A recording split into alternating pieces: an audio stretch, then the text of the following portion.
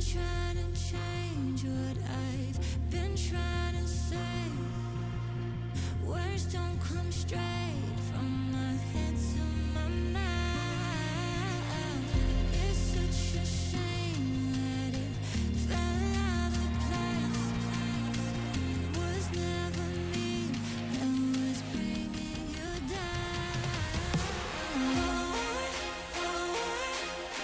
Why we always looking for more? Why we always looking for more?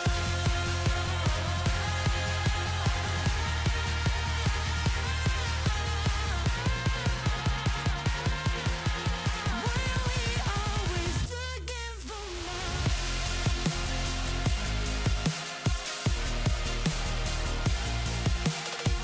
for more?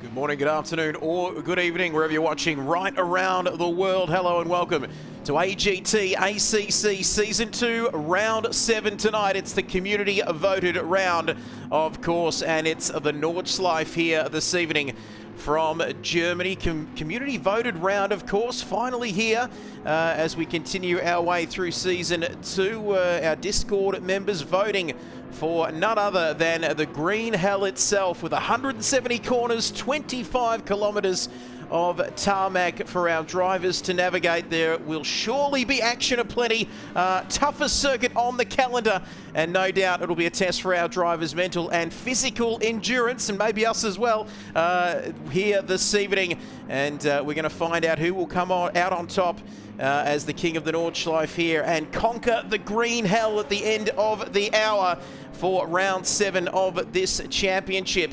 As we are not wasting any more time, it's time to introduce my co-commentator for this race here this evening. He's back. We gave him a week off, but he's back here for round 7 in the community vote round. The one, the only, Mr. AGT, Isaac Fogarty, is alongside us. Good evening to you. Good evening, Trev. Good evening, everybody watching at home. I don't know about a week off. I spent that evening in my hotel room watching along with great interest, fully invested in the coverage. I didn't actually end up going and doing anything else that evening, so I probably could have jumped in the commentary box. But nevertheless, it was great to sit on the couch at home and watch along, just like all of you currently are at home. And it's great to see you all tuning in. It's great to be back, Trev, and what a better place to return after a brief period of time off than the Nordschleife. Obviously, as you mentioned, everyone voted for this. No, not everyone, but over 50% of our Discord community said, yes, we think the Nordschleife is a good idea. I don't know if our drivers tonight will necessarily agree with them, but they're all going to give it a go, and that's what the most important thing is. Absolutely. Great to have you back, Isaac. Of course, cannot wait for this one. 15.5 miles, founded in 1927, of course. 87 corners, 42 to the right, 45 to the left. And let's recap in this championship. It seems like an awful long time ago since round 1, the Italian job, of course, before we headed to Spain in round 2. A couple of times we headed to Spain, but let's not remind ourselves of that. Round 3 was the Silverstone Clash back at the end of May. And then it was the King of the Ring at the Red Bull Ring, the first official sprint round of this championship. Round 5 was the American Grand Prix, of course, Watkins Glen for the endurance round there. 2 hours, that one. That was a great race. We had the TrackSpotTV Challenge from Mount Panorama a couple of weeks ago, and that was a terrific event as well. But before we take a look at some more details for this round 7 of the championship here at the Nordschleife, the championship points for the drivers, well, there's some gaps there, but still, as we always like to say, Isaac, plenty to play for here this evening. Yeah, plenty indeed. The gaps are starting to grow, but that doesn't mean that it's far from over yet. Obviously, Martinetti 170 points clear of Simon Bishop, but a race win for Simon Bishop, and if Martinetti, who has been struggling with this circuit tonight, doesn't get many points, that could quickly swing to less than a 100-point gap, so keep a close eye on that. And do not count out Josh Struick. He's a fair way back, but he has been on fire this season. Adam Gray leads the way in the Pro-Am Championship. Obviously, there was no Bob Norley at Bathurst, which meant that lead grew even more. But Adam Joy sneaks his way into third in the standings, and Max Silver actually in fourth, only 3 points behind Adam. So that battle for second place, even first place in that championship, still very much alive in the Pro-Am category. And then Ian Stewart re-inherits the AM Championship lead from his teammate Wayne Tanner, who's not racing again tonight, which means that the lead will continue to grow for Ian Stewart. So hopefully he can put that to good effect, get some solid points on the board. And Matt Boyd, Fogarty Motorsport Jr., sits in third, 70 points back. So a fair way back on the points, but a good result here for either of those drivers. If they can keep their nose clean, especially around this circuit, could see a huge chunk of points come their way in a swing in those driver standings. Absolutely. Now let's just shift our attention to the Teams Championship. CP Motorsports on top there, once again with a handy 108-point lead, but it is tight through that middle part of this Teams or Constructors Championship. Once again, one bad result, and that could cost you in the Teams race here. It certainly could. One bad result can really come back to bite you. We've seen for multiple teams across the season. CP Motorsports only 108 points away from their nearest rival, so not a huge lead for the CP drivers. No Aidan Holton tonight. He's jumping in with Martinetti's got Daniel Wood alongside him in that CP Motorsports BMW team. And then TTR Southside in second, TTR Westside in third. So a double podium in the teams at the moment as it stands for TTR. BCG1 dropped down to fourth actually, sorry, with only Simon Bishop turning out at Bathurst. But Liam Tame is back tonight. So the man, the myth, the legend, Yuki is back in the number 56 or 59 car, I believe, actually, for this round. And then Team XV sitting in fifth. Then BCG2. Defy Motorsports doing a great job in seventh place. TTR Eastside, Cactus Racing, and CP Racing with the departure of Senan Staley. They lost a lot of points last round. They've dropped to 10th in the standings, but they've got Nathan Hutton, who has filled in for reserve teams a couple times across the season. He's jumped in the car, and he is the full-time replacement for Senan Staley, partnering with Riley Nicholson. So hopefully we can see those guys score some solid points tonight, Trev. Absolutely, and you can see there, we'll keep an eye on those teams. Here we go, information about tonight's community vote, of course, here at the Nordschleife. We've asked the people on Discord, and tonight we will be going into a 20-minute qualifying session. It says 15 minutes there, but a 20-minute qualifying session followed by a 60-minute race, variable weather. Oh, that scares me around this place, let me tell you. And a pit stop will be required here this evening, I can assure you, as our cars are getting ready to get out onto the circuit. And we might just take a look at what's happening out on track here. Oh, hello. We've joined, who have we joined there? Mr. Wood in the 102 BMW. But look at this field, a huge field here as we've begun qualifying. 31 drivers in the field this evening, and of course we are going to be doing things slightly differently here in this qualifying session this evening. It is a staggered qualifying session with the various classes leaving the pits and doing their warm-up laps at various stages, isn't that right? So we don't get that issue where we have cars that are tripping over one another and some drivers quicker than the other drivers in the lower classes. Yeah, absolutely. We have had that issue at a few circuits this season, but it's going to be absolutely blown out here at the Nordschleife, because you think about how narrow that circuit is and how vast the lap times can be between the fastest time and the slowest time. It's a matter of not just like tenths or a few seconds. It's like 20, 30 seconds between the fastest driver and the slowest driver, and that's a lot. So we made the decision as an admin team. The admins have decided to sorry, I lost my train of thought there. But the admins have decided to stagger qualifying. So the pro drivers had 3 minutes to go out, do their warm-up lap. Obviously on ACC, you can shortcut the track and you don't have to go all the way around the Nordschleife to do your out lap. So you can just shortcut through the GP final corner. They had 3 minutes to do that. After those 3 minutes, it became up to the Pro-Am drivers to head out. They have 3 minutes to go out, do their warm-up lap and start their flying lap, and then the AM drivers will go out and do the exact same thing. So you can see on our screen at the moment, our Pro-Am drivers who this is Nathan Lee on the screen. So these are our Pro-Am drivers doing their out laps, finding their own bit of space, and then 14 minutes to go. So in a minute and a half's time, we will see our AM drivers, which there's only a handful of AM drivers tonight, in this race, only 2 or 3 I believe. They will then head out and begin their out lap, and hopefully by then everyone should have their own little bit of real estate and their own sort of area on the circuit to keep everyone out of the way and no impeding incidents in qualifying, because that's definitely not what you want when you're on the Nordschleife. Absolutely. Hopefully traffic won't be an issue.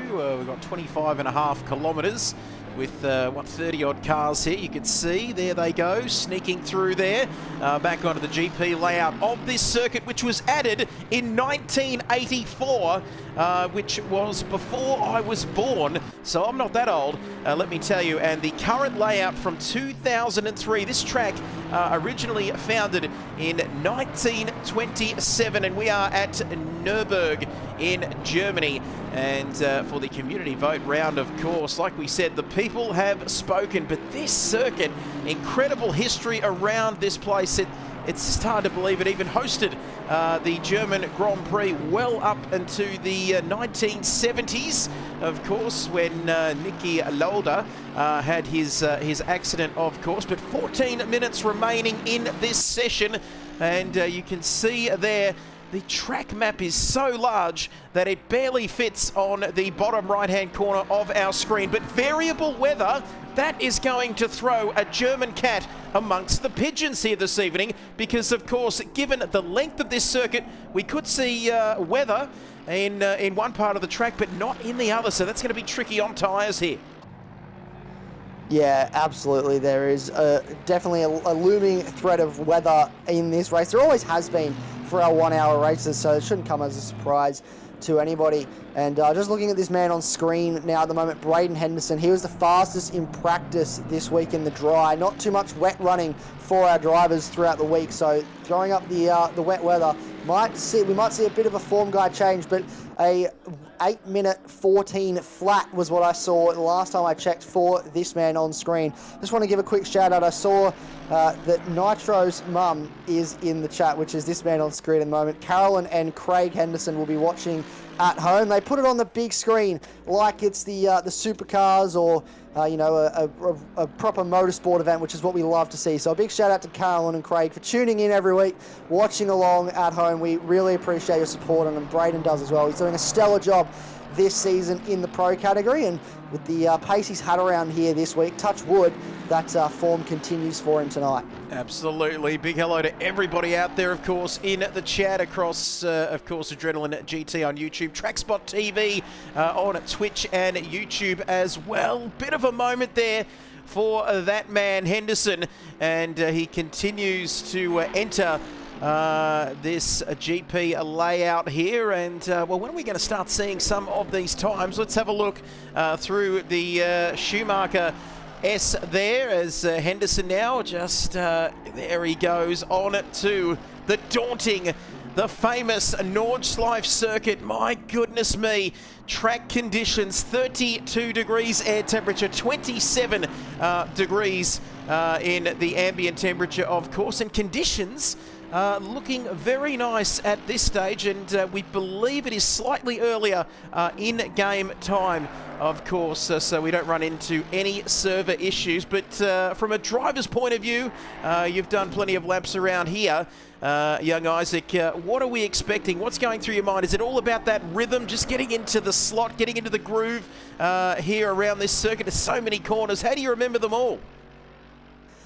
Look, I don't. I'm surprised that anyone can ever remember them all, really. But it becomes muscle memory. You do enough laps around this place. I remember I did a 12-hour race, got thrown in when it was dark, and just had to do lap after lap after lap. I'd never done an extended period of driving on the circuit before, and I was in the car for about 3 hours, and it's such a long time.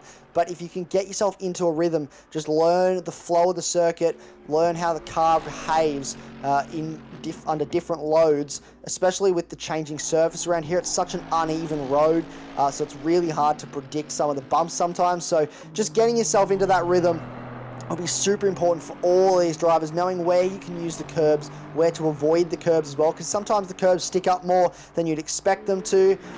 Crucial parts of this circuit obviously going to be getting a nice run through the carousel as a crucial part of this circuit for all of these drivers to make sure that they nail. We can see the first group of drivers now coming onto the Dottinger Straight, so we should start to see some representative lap times soon, Trev. It's very hard to see what those numbers, like who those numbers actually are that are coming through, because they're all so small. It's a massive map and all the dots are so spread out and tiny. They certainly are, and I've had my eyes lasered, and here we go. But James Machin now, I think he's probably not the first one of them. We've got a yellow flag there that looks like, we'll wait and see. No, back into the pit lane now. And a little birdie has told me that there's some reserves in tonight, which we might touch on very, very shortly. But let's have a look.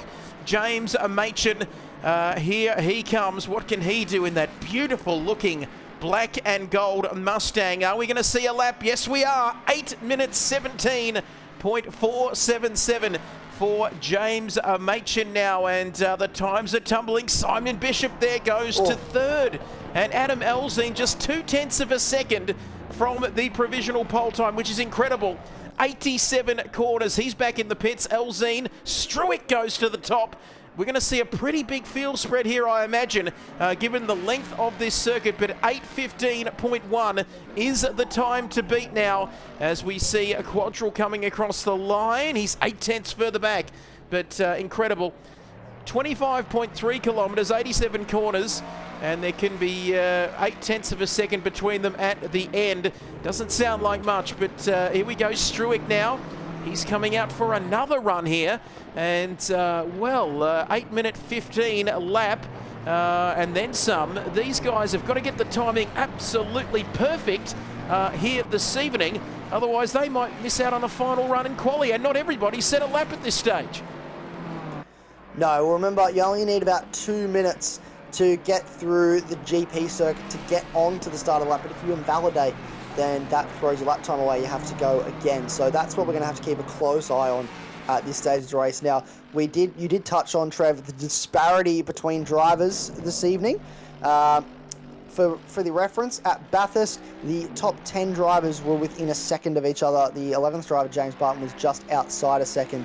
At the moment, there's 24 seconds between the top 10 drivers. Granted, only 10 drivers have set a time, but a lot of those drivers we've seen on pole, like Simon Bishop, is 4 seconds back on pole at this stage. And when you have 25 kilometres of tarmac as opposed to 6.2 like we had at Bathurst, there's so much more room for error, there's so much more room for disparity.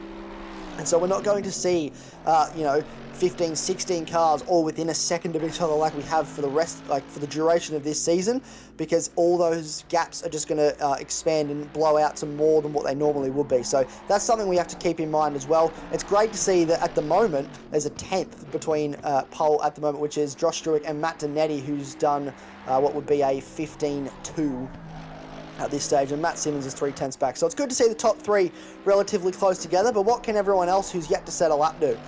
Let's wait and see. That is the $1 million question, as you can see in this season. Round 7 already.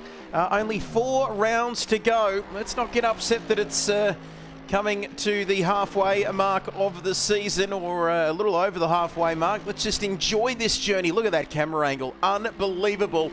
Down the corner, which I won't attempt some of these corner names, but we could, I guess, but it might be quite humorous actually. The Schwelzen Bun Schwans, that's the little hairpin there that makes that funny noise, you know, on the inside of that corner. You go, there we go, there it is right there.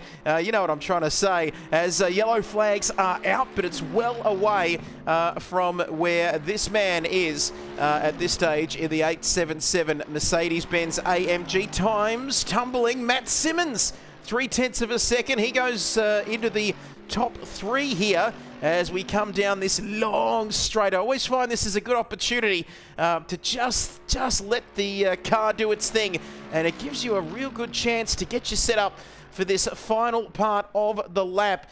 And how many kilometres is this straight? It's about 5 or 6 kilometres long on its own, and it's a terrific part of the circuit before we get access back to the GP layout. And here we go, the undulations, 1,000 feet of elevation change around this circuit. And this lap's not looking bad so far. Let's wait and see. Let's stick with this for a little bit longer and see which way this is going to go for Braden Henderson. But wow, he's coming around now. What can he do? Ooh, let's have a look. And it's good enough for 5th. As we see Matt Donetti, Simmons and Quadril all in the pits now, but most of the other drivers out on the circuit, and still half of our field yet to set a time, including Yuki Tame Sonoda. I don't entirely know how he feels about that nickname. I don't know if he's thrilled, but it's sort of just stuck, hasn't it? And I made mention of it at the drivers' briefing tonight as well. I did refer to him as Yuki at one point, I believe. But I'll have to. The jury's still out on that. I'll have to check in with him, see what he thinks. But I'm sure it's all in good jest. I'm happy to say that I'm good mates with Liam. We do a fair, or not a fair bit. We do a little bit of real life motorsport event stuff together. He's very involved in real life motorsport, both in the pit lane and as a flaggy. So likes to get involved, likes to volunteer his time and just get behind the wheel of a car whenever he can in the virtual world. I'm sure if he had the money, he'd be getting behind the wheel of a real life car as well. But hopefully we can see him start to set a lap time now. Not sure if this is an out lap for him. It is, because he stayed to the left of the circuit to take the final corner, as most normally would do. So 4 minutes left, 10-minute session overtime though. So if you do start a lap with just a minute or 2 left, you do have plenty of time to get around and do a lap. We see here on the screen one of our reserve drivers for Fogarty Motorsport Junior, Busain Mahalangu. I probably butchered that, and if I did, I apologise. I'm still learning to pronounce everybody's name, but he's doing a wonderful job so far. International driver, which is probably, you can see by the slightly laggy or glitchy screen we have with drive with him there, based in Europe, and obviously our servers are based in Australia, so it's a bit hard sometimes for our drivers who are overseas to have a stable connection to the server, especially at a circuit like this. But hopefully we'll see him set a lap time very soon. Most drivers though, Trev, yet to set a lap, and only 3 minutes left in this session. Oh, I tell you, it's going to be touch and go. Daniel Wood for CP Motorsports, James Hammond for Pinnacle Motorsports. James Hammond would be a good name of someone who hosted Top Gear or something, wouldn't it? But anyway, Struick is at the top. 8 minutes 15.1. Matt Donetti, Simmons and Quadril all in the pits. Interesting. Henderson then is in P5, 3rd row of the grid. Then Machin, who set the first time really in this qualifying session as he continues on his merry way. Elzine, the young man, Adam Elzine, who's the youngest man out on the circuit here. Surely he's too young to be driving the Nordschleife and conquering the green hell in that green car number 16. Not the only Porsche in the field tonight, because James Hammond is also in the field. Gray yet to set a time. There's some big names here yet to get onto the scoring sheets and up onto the timing sheets. James Barton, another one of those. And also Mr. Worldwide for Fogarty Motorsport Junior there. 2 minutes remaining, and unfortunately, given the sort of scale of this track map, it's far too difficult to really see the cars individually. But we will see. You can see there less than 2 minutes to go. We might stick with Mr. Worldwide here as he approaches the chicane on the GP layout of this circuit. And a 60-minute race here this evening. So it's probably only going to be 6 or 7 or 8 laps potentially if we work it out. But around the 40, let's have a look. No, he's starting a lap, is he? Let's have a look and wait and see here at what's happening for him. And Mr. Worldwide, no, he is starting a lap, of course. Malangu there is in the pits along with Twining there. Liam Tame, who we don't know how that came to stick, that nickname of Yuki Tsunoda. I think he was floating around in sort of P10 or P11, which Yuki sort of made his own in the early part of this Grand Prix season. But he's continuing on. Sheppers now. And Wood, why have these guys left this so late, I wonder? And James Barton, 45 seconds off the pace. Did he walk around this track there with a time like that? It's so difficult. If you make a mistake in one spot, it's so hard to piece it back together. And there's quite a few drivers that have reached out this week, just struggling so much with this circuit. And it's difficult to get a lap just right. And so it's crucial for these guys to make sure that they're as clean as possible. You can see there in front, I believe that is Norley potentially behind Barton here. And that they'll want to sort that out quick, smart, because you don't want to be stuck behind another car when you're much faster. Look how much he's gained in that final corner. It is Henderson, actually. He's trying to go for pole and is going to go around again. Will he get to the line in time? We're going to find out. Is he going to make it with only 3 seconds left in qualifying? I think he's just missed out. No, he's missed. We'll have to confirm, though. I think he's just missed out. Either that or he's got him by the skin of his teeth. Well, I tell you what, there won't be any Christmas cards heading from the Henderson household to the Barton household, because did he hold him up on that lap? And Jimbo, or James Barton, as we like to call him here for AGT, just ducked off to the left, didn't he, to take the longer part of the circuit. But Henderson, I don't think he's made that, has he? Surely. I'm sure we'll find out in due course. Let's have a look at some of the big guys. Oh, Struick. Struick is coming up to whatever corner this is, but he's coming towards the end of the lap. And can he go quicker? It's hard to believe, isn't it? Just a 1/10 of a second between these two, as we see Struick now coming around to complete the lap. He's got a Ferrari there. And oh my goodness me, 8 minutes 12.895. 30 plus drivers. And 30 plus drivers, 25 kilometres of track, and we might have seen the pole lap on board, spectator style. That is a ridiculous time. That's faster than anything we have seen in practice all week. He's pulled that out of absolutely nowhere. By the way, we just put a poll up, Trev, in case you're curious. We asked if Henderson if he made it before the session ended, and so far 100% of people are saying yes. So everyone thinks he's made it, but we're going to find out. There's a long way to go in this qualifying session before we get to the end. Obviously 8 minutes of session overtime. We're supposed to be at the race start according to the track schedule, but I think the race start is going to be just a little bit late today. This is Matt Donetti at the moment, the man leading the way in the championship. He's been struggling with this track, with this car all week, and I made comment to him earlier that it seems to be a trend with him that he struggles with the car all the week through practice, and then all of a sudden in qualifying in the race it just manages to come alive. He does something to the setup, or he tweaks something somewhere, and the whole car just comes alive. So hopefully that's what it's doing for him right now, because he has a lot of time to find if he wants to threaten for pole. Absolutely, 2.3 seconds he needs to find. There's a car up ahead of him. Not sure who that is, but out of focus there. We'll wait and see. Is that going to have an impact? Yellow flags out, car 18.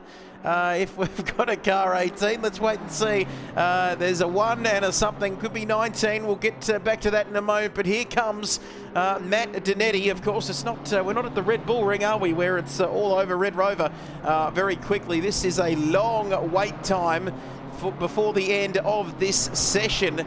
And I guess in many ways, though, if the drivers make a slight mistake, they might just elect to return to the pits, because we've got about 12 cars out on this circuit here at the moment. Matt Donetti, Matt Simmons. It is Matt Simmons ahead of Matt Dinetti. It's two Matts line astern here towards the end of this session. So, wow. This is an incredible finish to this session, and Henderson as well is further down the field, but Simon Bishop is done in the pits. It's only going to be a third row start for him. Well, third row start at best. What will the cars behind do? Obviously, I don't really think anyone behind him is looking to threaten at this stage. Nathan Hutton appears to still be on a lap, but he is 11 seconds back on our pole time. So unless James Machin is on a lap and can improve, displace Simon Bishop back a spot onto the fourth row, that might potentially happen, but at this stage it looks like, can anybody improve for pole? That answers my question, as James Machin stays 7th, returns to the pit lane, so he's done. It just looks like the top 3 and a few more cars down the field yet to set a time. Just looking at how many cars we might potentially have in this field that are running today. We've got 31 cars, and the bottom, look at that, how many cars did not set a time in qualifying just because they, most likely I'd say, Trev, invalidated their lap times and just weren't able to get a lap in, because it's such a long lap. It's so easy to make one small mistake somewhere and your whole qualifying session's over. Yeah, absolutely. Mr. Worldwide, Boyd down there in 31st position. Sandwith not setting a time with Malangu, the reserve. Twining and our man Liam Tame, Griffin, Sinclair, Sheppers, Hammond. So, well, I was about to say Ian Stewart taking pole position in the AM class. Got to just remember that championship battle as well this evening. But he's, well, by virtue of the fact that he was the only AM driver to set a time. And, well, we can see 3 German marshals standing there. That's not the start of a bad joke. I don't know what is, but well, it could be a very lonely day for a marshal. And you can just imagine pulling up with your pint of beer or your Steiner and some Bratwurst sausage. It could be very lonely around this circuit. We know that Liam Tame is also a marshal, but imagine the time it would take to sort of get to an incident around this track. But let's have a look at what else is happening. Matt Simmons and Matt Dinetti are still going. They've got a little bit to go here around this circuit. 4 minutes to go until the drivers have completed their laps. We've only got about 7 or 8 cars now, so we might be getting underway a little bit quicker than what we thought. But geez, it's incredible that these two have managed to find almost the same piece of tarmac here. We've still got Henderson going. Hutton is continuing as well. And here we got Hammond setting a time in the green Porsche. Sheppers and Mr. Worldwide is still out there. So, well, having said that Ian Stewart could have pole position, that might be in doubt if either Hammond or Boyd can manage to get a time in here. And we're starting to see the drivers now come down this final part of the lap. There is Henderson there, Simmons continuing on. My goodness me, down the long straight we go. And you can see big hello. And did Henderson make it before the end of the session? He must have, because he's continuing on. We've just answered our own question on this occasion as we come down this long straight. And boy, they're still going, Isaac. It's a long one, this one, isn't it? As we see now, 2.3. Have they got time up their sleeve here? Are they going to be able to find that 2 seconds they need, though, to threaten Josh Struick? That's going to be the big one. Absolutely, it's going to be a huge one, and I want to make mention of the fact that while we run BOP around here, we're actually running the old version of the BOP that LFM used to run, so there's no restrictor on the Mustang here. So on that dotting a straight, which is, fun fact, 2.1 kilometres in length, so just over 2 kilometres, as Matt Simmons does not improve. Well, they improve slightly, both drivers, but it's not enough to displace Josh Struick, and they're still 2 seconds away. Braden Henderson, this is the man. He must know something we don't. He must have made it. He must have made his lap, pardon me, must have made his lap and started it in time, because he's pushed on. Matt Boyd has got the AM pole position. He sits 21st, so he managed to pull out a lap that's good enough for pole in the AM class. Nathan Hutton stays 12th and second in the Pro-Am class after his qualifying. Sheppers goes to 17th, but it's all about this man. I believe this is the only driver yet to set his final qualifying lap. What can he do as he crosses the line? Let's wait and see. He's absolutely on the limit. Here comes Henderson up to P2. Oh! Which doesn't look that bad, really, when you consider that how long this lap is, but it just makes that 8 minute 12.895 even more special as we have finished qualifying here, and Struick has taken the pole position by 1.642 seconds. And Henderson P2, Danetti and Simmons second row of the grid, Quadrille and Bishop third row, Machin, Elzine, Fleming and Carter. But then Norley and Hutton first and second in the Pro-Am class there. Then it's Wood, Joy in third, 14th overall. But if we look down the field, Mr. Worldwide getting pole position, and it's 1, 2 and 3 AM drivers all ready to go. That's if James Hammond, is he meant to be AM class? Anyway, we'll get those little birdies out on that. But that is going to be an intriguing battle as we start our countdown to this race here. And we start a full formation. No, I'm just kidding. I'm just kidding. See what I did there? We'd be here all day. But I'm sure it is a shorter formation lap in all seriousness before we get underway. And are they clouds I see? Are they Cloudenhaus? If that's how you say clouds in German. Well, they do say the clouds are different in Germany, so we'll have to keep an eye on them and see what happens. Rain halfway around this lap would not be good for any driver because that just will catch you out. So we'll keep a close eye on those clouds. Not supposed to rain for the next half hour. So at least for the first phase of the race, we should be in dry conditions. Might stay that way, might not. We don't know. We'll find out. James Hammond confirmed not supposed to be part of the M class. He's supposed to be. He's a reserve driver, so not technically doesn't have a class. Most reserve drivers are listed as a pro driver, though, just to keep it simple when it comes to things like this, sending them out at a staggered start. But great job for Daniel Wood in 13th, who is a fill-in driver. He's a reserve tonight for CP Motorsports in the BMW. A wonderful job. Just want to make mention as well, Adam Gray, our Pro-Am Championship leader, 19th place in qualifying. And I'm just trying to do a quick count in my head. That looks like 8th place in class. So not where he wants to be when his closest rival, Bob Norley, is 11th and 1st in the Pro-Am class. That is going to be a battle worth the price of admission alone. And if you've spent your well-earned Deutschmarks coming out here... Oh, just sorry about that. Lost my audio there for a second. But we are counting down now.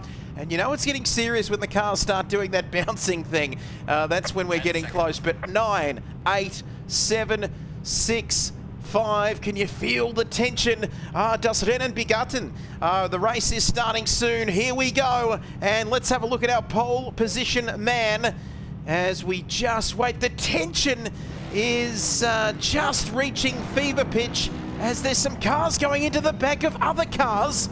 Surely that's not how it should be, but we see the drivers pull away now. Everything needs to be right before the start of this one here, doesn't it? We need to warm those tyres, brakes, everything needs to be up to temperature before we get underway in this auto Rennen race. That's exactly right, and they get a little bit longer here, obviously. Short formation lap, but it works. From what I understand in this game, it works on a percentage, so it takes you a percentage of the way around the circuit, sets you up from there, unless it's an awkward or inconvenient spot. So it starts them towards the end of the dotting a straight. They have a little bit of time now to get those tyres in phase. Big hello to everybody watching at home. Great to see you all typing away in the chat, interacting. Hope you're all enjoying the coverage. Obviously, live and free here on the TrackSpot, Twitch, TrackSpot YouTube, and the AGT YouTube channels. And we are not too far away now, Mr. Byers, from this race start. Absolutely, Mr. Fogarty. Nitro's mum's ready. Are you ready at home? Let's hope that you are. Of course you are, because we are ready for 60 minutes around the Nordschleife here for round 7 of this community voted round in AGT ACC. Let's get it ready to go. Green, green, green. Yes, look at that. And we have started this race already. Henderson getting busy, getting very busy. Down the inside, there's contact, and that's a BMW in there as well. Was that Bishop? Was that Simon Bishop? I think he might have been involved. Oh, they're coming from everywhere, and it's absolute carnage in the first couple of quarters, and unbelievable. There's damage to Simon Bishop's car. Oh, I don't think Nitro's mum was expecting this. We got caught out on the grass into turn one. There was carnage before we'd even made it anywhere near the Nordschleife, Trav. They haven't even got to the hard part yet. What is going on at the start of this race as they come through down towards the Dunlop curve for the first time? This is still the GP circuit. There was chaos here in round 2 of the season 1 of AGT ACC when they put it in the wall, but it looks like it is Josh Struick leading the way in this race as a result of that contact. No, he's not. He's behind another car. We'll have to wait for that leaderboard to fix itself. I believe it is Braden Henderson actually leading the way in this race. It is. So Nitro's mum be very happy at the moment with her son Braden leading the way in this race from what looks like one of the BCG BMWs, either Matt Simmons or it is Matt Simmons, and then Josh Struick in third. Poor Matt Zanetti, he's got away with most of this season with not being cleaned up at turn 1, but it looks like the turn 1 curse has returned for the CP Motorsports driver, and there was a heavy contact between himself and multiple cars through the first phase of the lap. But we're on to the Nordschleife now for the first time, Trevor, and this is where the real test of skill, concentration and patience will come into effect. Oh, absolutely. Around this Nordschleife circuit, you can see them turn left instead of right. 25 kilometers of German racing goodness here at this circuit. 87 corners, 1,000 feet of elevation change. And look at that track temperature. Look at them all streaming through there. But where has that left Simon Bishop? Well, it's left him in P6 with a considerable amount of damage to the bonnet of that car as they all stream through. It was absolute carnage there at the front. Let's keep an eye on what's happening further down the field. In the Pro-Am class, it is Bob Norley leading the way from Hutton. Look at the speed, the visual speed of these cars. Oh, someone off there. That is a Mercedes-Benz off the circuit. But Boyd, who just snatched that AM class pole, is leading over Hammond and Stewart here.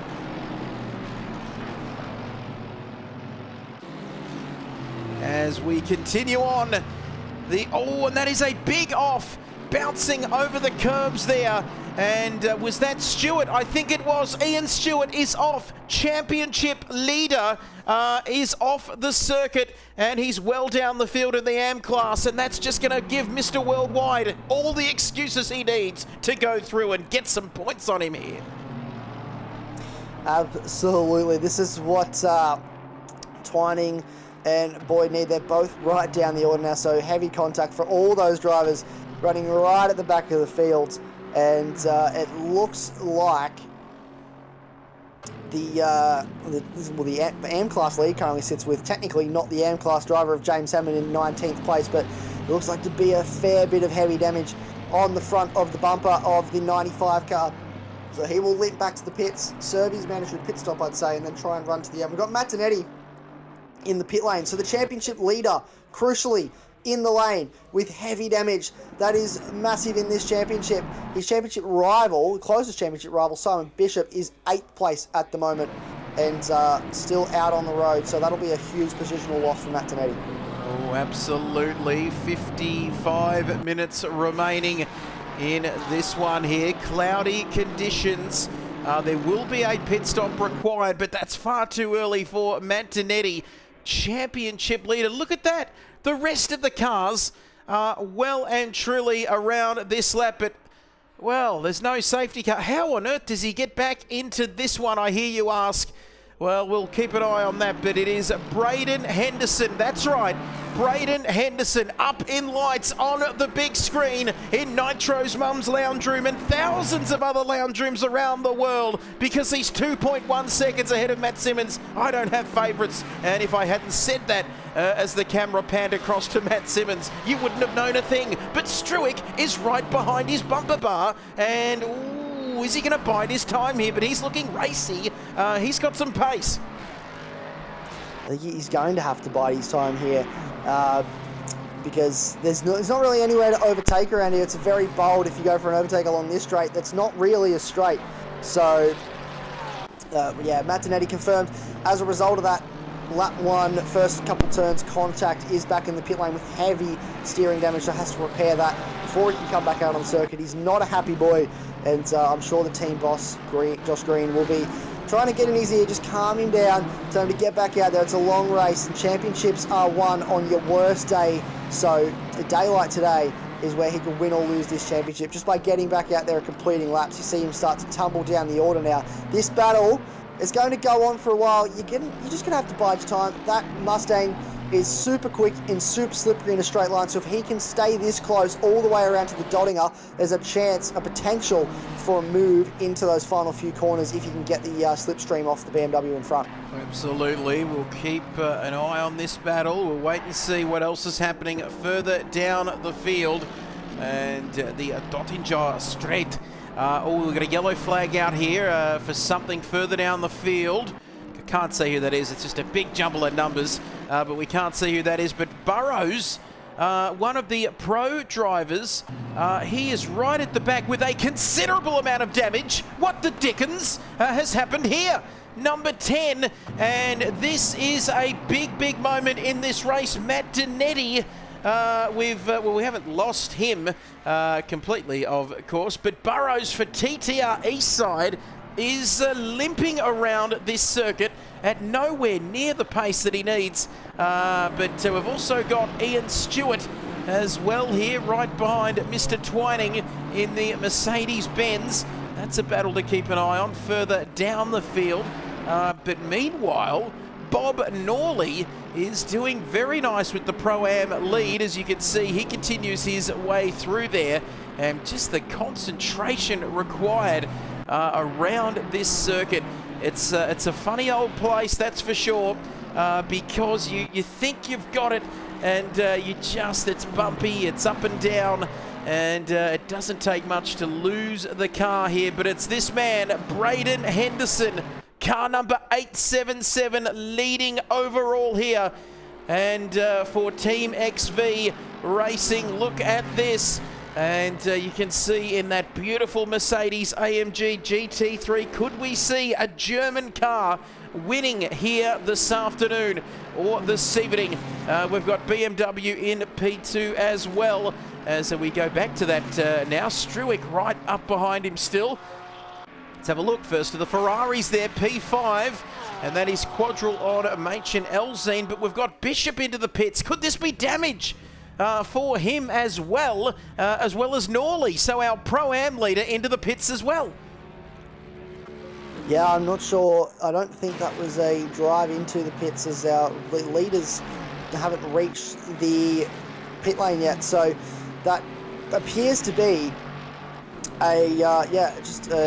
an unfortunate situation. I've seen Matt Simmons and Josh Struick now dropping down to 5th and 6th.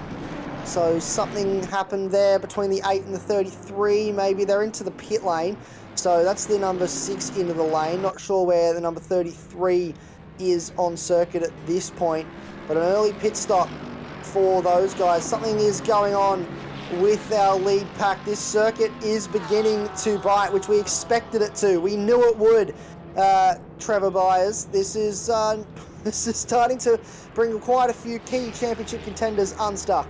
Oh, absolutely. The green hell, it's playing tricks on us. We're going mad here because what on earth is going on? There's some big names coming into the pits. Machen up into second now with the quads. Mr. Quadrille in third. Elzine up into fourth in that beautiful simplistic livery of that Porsche there, car number 16. Hutton now inherits the race lead of the Pro-Am class from Max Silver, and then Adam Gray as well there in P3. And Hammond, the man who's AM class but not AM class, it is this man leading the way, and we're barely through the opening lap. Oh, we are now, that's for sure. We certainly are. As Henderson continues on, he's got the quickest lap as well. That is absolutely fantastic for him. And that just, as soon as we said that, then he has gone off at the start of the Nordschleife. And, well, could it have potentially got another victim? I think he's got away with it, though. And, oh my goodness! Matthew Simmons Oh no! has got a stop-go penalty. Oh no! That is devastating. Although I believe, as you, I think you need a minute. I'll give you a minute, Trev, just to get the brown paper bag and do a few deep breaths. But Matt Simmons, as a result of that contact with Josh Struick, had to come into the pit lane. Somewhere, someone must have taken out the pit lane board again, because he's got a 30-second stop go, and that does sting for the number 8 driver. Not something you would be too happy about seeing, Mr. Byers, but luckily, in the grand scheme of things, you actually don't lose that much time in terms of lap time around here, because the pit lane is nothing compared to what a full lap is. So hopefully he can work that back. Sits 10th place in this race now, and is probably one of the best placed championship rival cars. He's not really even in the championship equation, but he's 10th place. Braden Henderson actually doing a stellar job at the moment, sitting in first place, and we saw him almost come unstuck there. James Machin up into second, Adam Elzine into third, and I think if you want to find anyone that's in really close championship contention here, Trevor Byers, you might have to scroll all the way to the bottom of the leaderboard. I'm starting to scroll. Let's have a look here. I got my composure back.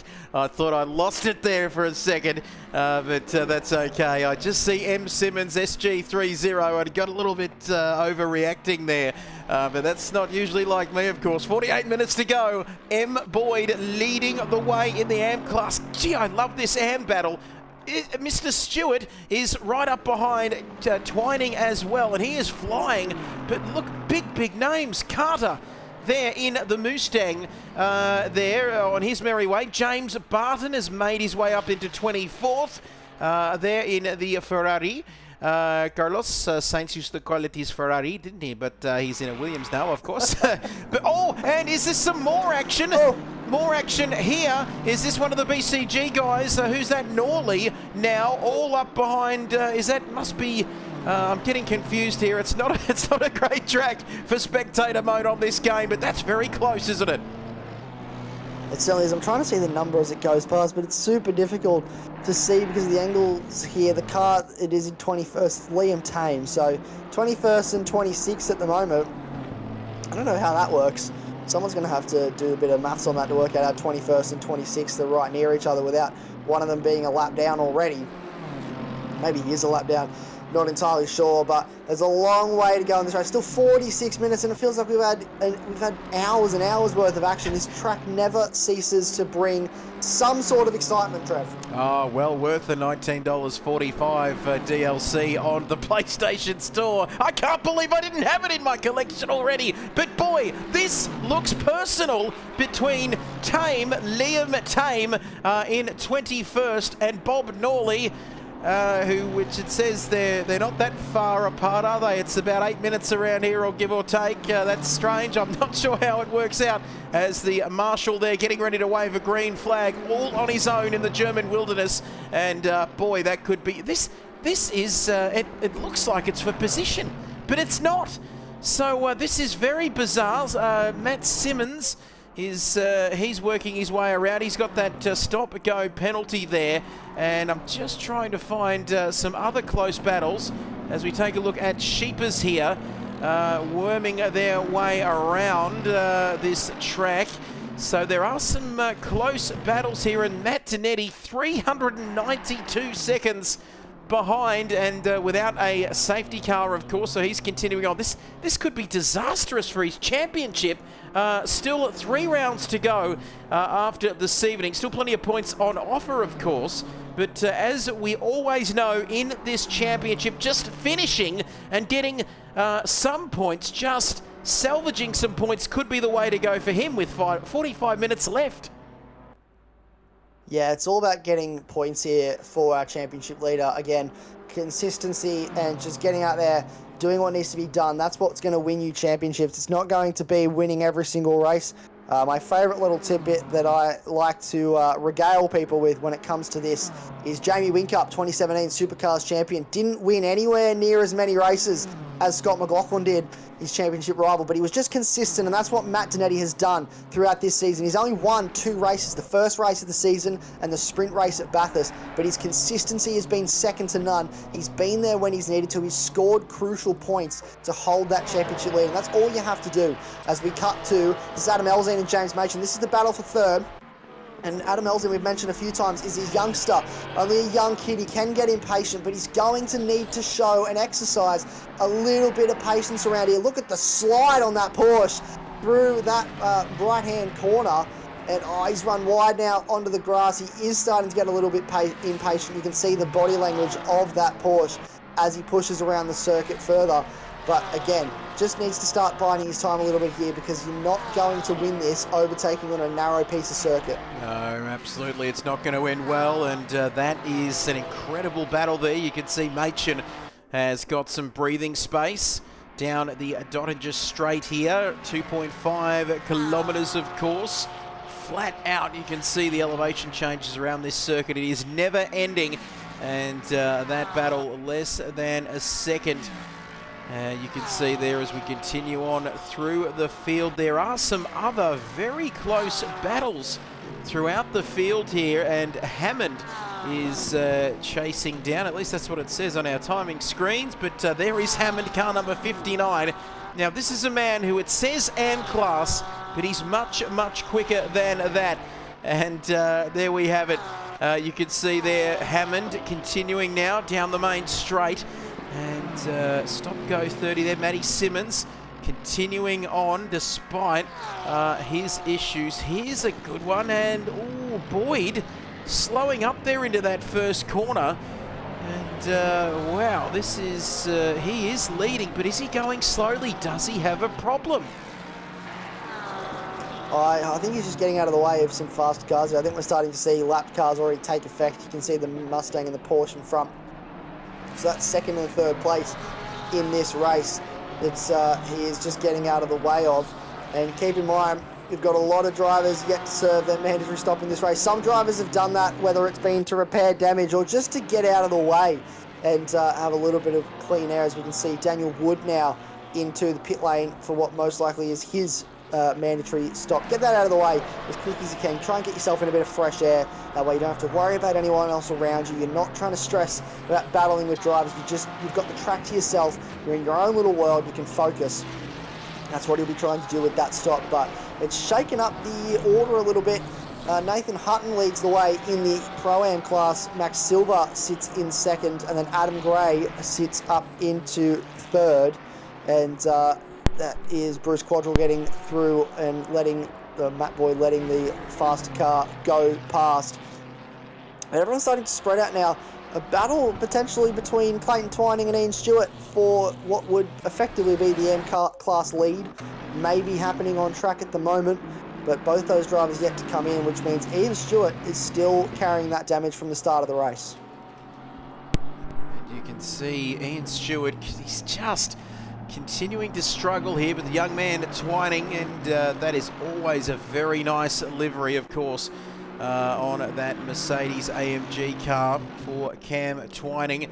And Clayton Twining even for Victory Motorsport there. Finished 12th in Season 1 and doing very nicely here indeed. Now Ian Stewart, he's going to be on the defensive here, that's for sure, after getting that damage in the early part of the race. And you can see Stewart now, let's ride with him. You can see the damage onto the rear of that Aston Martin as Woods in the pits, as well as Griffin Barton. And now Simmons also serving that stop-go 30. Elzine with the quickest lap of the race. And he's sitting up in P3 at the moment, only 1.3 seconds off of P2 as we approach 1/3 race distance. And you can see there Ian Stewart's bonnet is hanging on for dear life, but he's managing that gap okay. He's not having too many issues here from Twining as we continue on another lap now.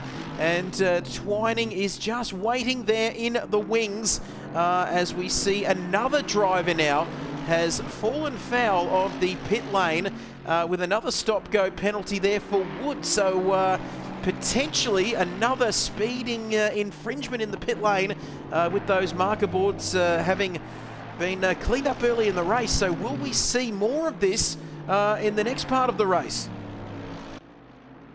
Well, that is the question that we will be asking, and we will be trying to find out what is going on with these drivers that we still have a question mark over. What question mark for me is over our race leader, Braden Henderson. Can he continue this for another 39 minutes? Because leading this race, it's a lot of pressure, but he's doing a great job of it so far. And look at how much of a lead he has. 8 seconds over James Machen. James Machen now only a second between second and third on the road at the moment. Adam Elzine has the fastest lap of the race. That Porsche's quick. Now, negative 28 kilos. So it's got 28 kilos of weight taken out of it compared to the Mustang, which has 8 kilos in it. So a fairly large, I would say, weight difference between these two cars, and Adam Elzine using that to full effect at the moment. Yeah, he certainly is right up behind him. This is where it's at, and 8.6 seconds further down the road. And this is going to be interesting to see. Machen now, not a bad qualifying session for him. 38 minutes remaining in this race, and you can see plenty of margin for error here on this one. Machen looking in his rear view mirrors, the young man. He's got that over-exuberance of youth, and I've got to say, he's only a young man, of course, potentially one of the youngest out there on at the circuit, if I'm not mistaken. And I've got to... Oh, he's in the wall. He's in the fence, just overcooking it on that occasion. And boy, oh boy, that is going to cost him dearly. And you can see there he's continuing on, but has he got damage from that? Or I think Machen might have been in the wars as well. But, well, it's not slowing him down too much. He's maintaining that gap. It's less than a second still at the moment. The damage hasn't slowed him down just yet. He's still pushing on. Bit of work to do for the youngster, the New South Welshman in the number 16 Porsche. But there is a potential here that he could find himself looking at a move on the current second place driver. With traffic coming up, it is another TTR car. It's a TTR East Side car, so maybe there's a few team games that take place here to allow him to go through.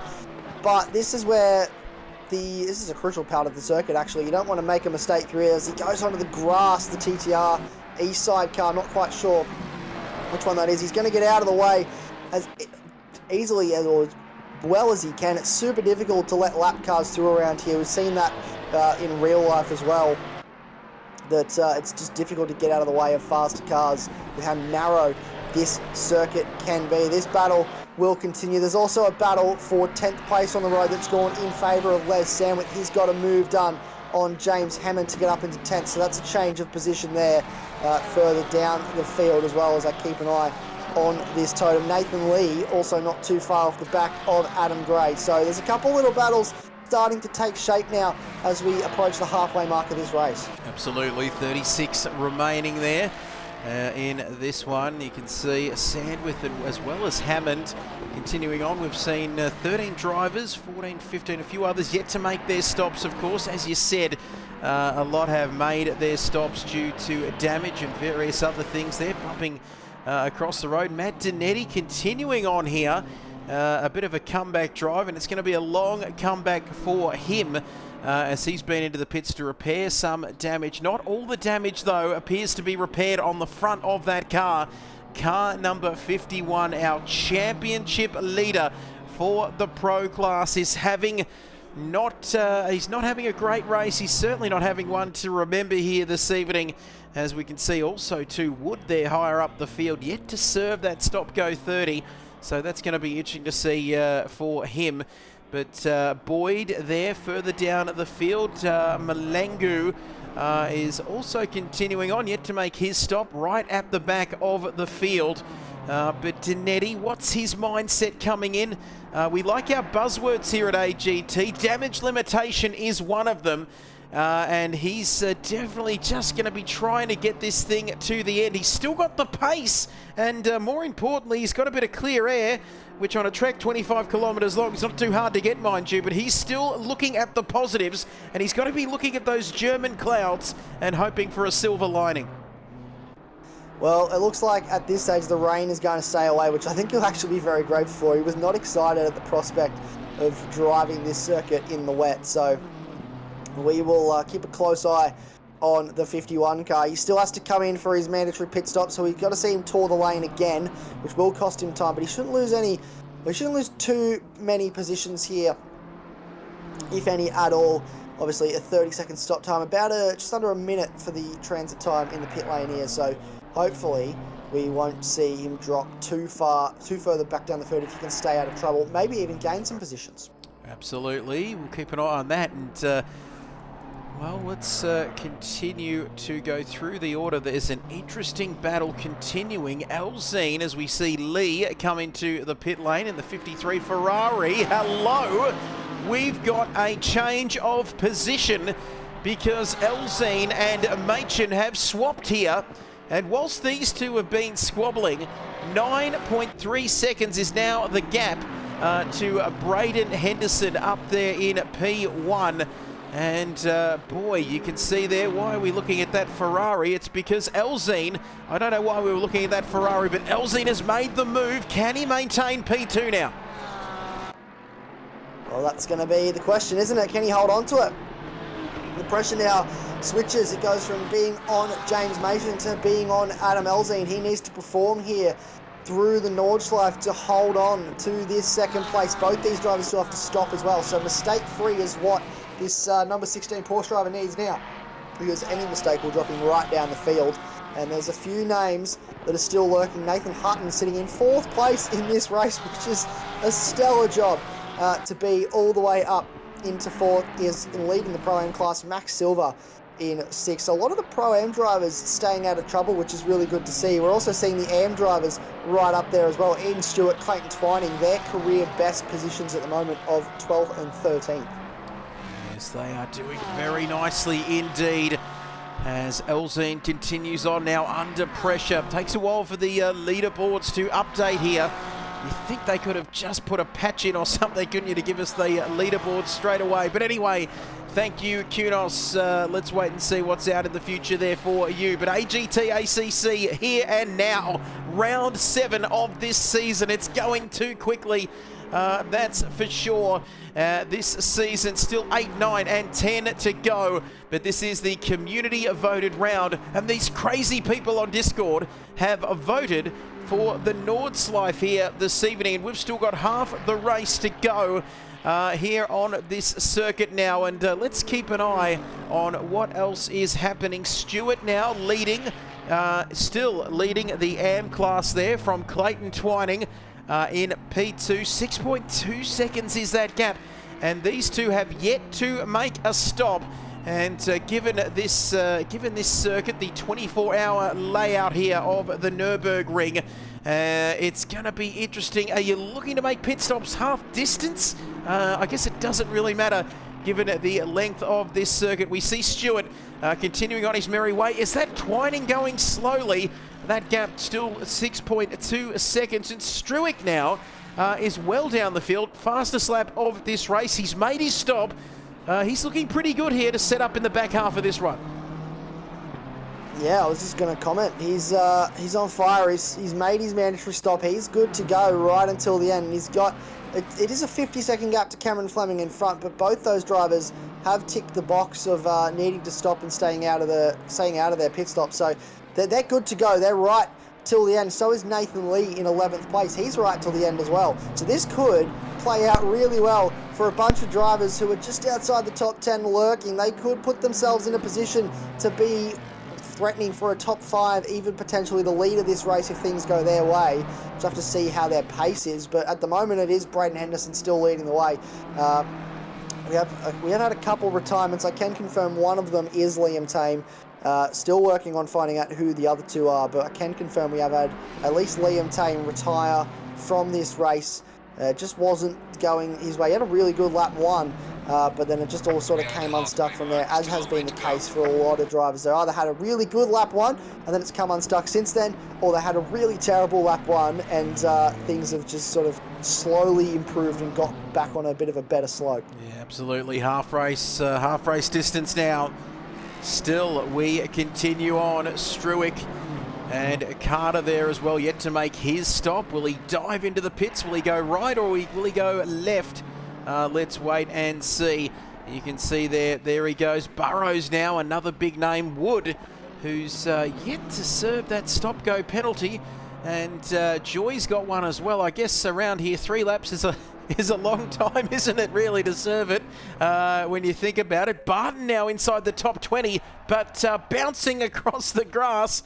And there's a marshal waving a white flag, and Barton's in the wall again. He is cutting grass like you wouldn't believe, and bang! Could this be the end for James Barton and the 91 Ferrari? Oh, well, he's almost at the pits. You've just got to get it back to the pit lane. He's so close. You've just got to, even if the steering's bent, just find a way to roll that car in the pit lane. That's exactly what he's doing. Look at, he has so little input.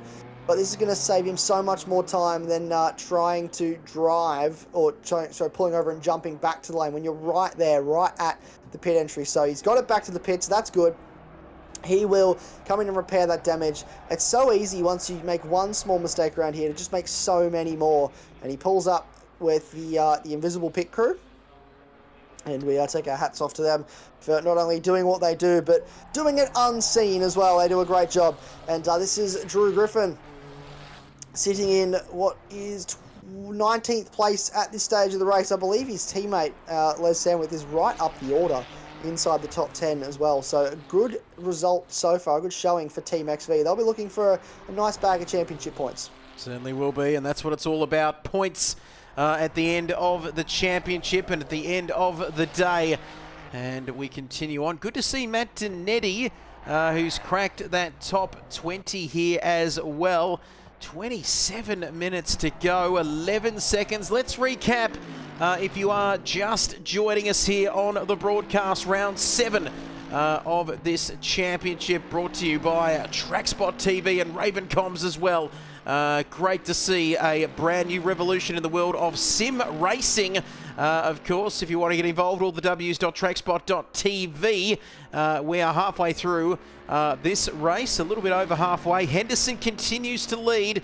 We're only on lap 3, but it's a very long lap around here, of course. And LZ now up into second. He's pulling away from Machin, or is he? No, he's not. He is back into third place. Wow, so he has lost out there on this occasion, and he's back down to third. Well, that's what we spoke about. He became the driver with the pressure applied to them, which meant that he then had a very hard-charging Mustang right behind him. Those Mustangs are very quick in a straight line, especially in slipstream, so that is a change of position. Will either of them, or maybe both of them, come into the lane this time through? Let's find out as they make their run through the final sequence of corners. There's the pit lane entry if you're just using the Nordschleife.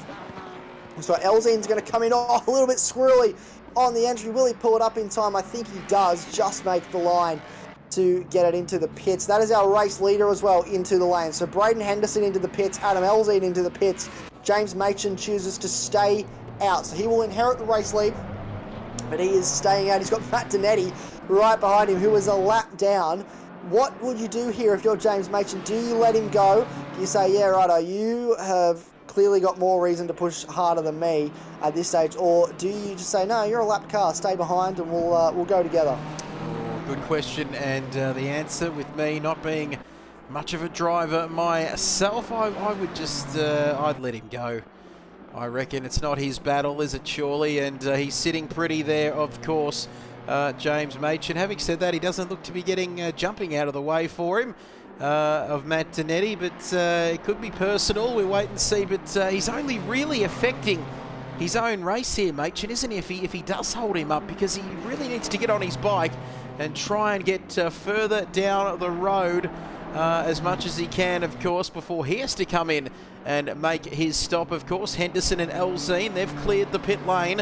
As you can see, they're green now next to their number on the right-hand side. showing that they have made their pit stops. But, well, they're just managing the gap here at the moment. Machin is going to come in this time around. We'll wait and see. But, well, that answers that question. He's not letting him by at all. Matt Donetti copping a mouthful and a wingful of Mustang there in front of him. Yeah, it's going to be what it is now. I think he's going to have to hope, because he's on fresher tyres as well as Matt Donetti, so he's just going to have to hope that Machin is going to push, because we know that Donetti's quick around here if he gets a lap together, and he will want to try and gain as many places as he can as this race goes on. So there's a bit of work for the 51 driver to do. There may be a way for him to get past Machin, but I wouldn't be trying to do it on the Nordschleife, not anywhere around here anyway.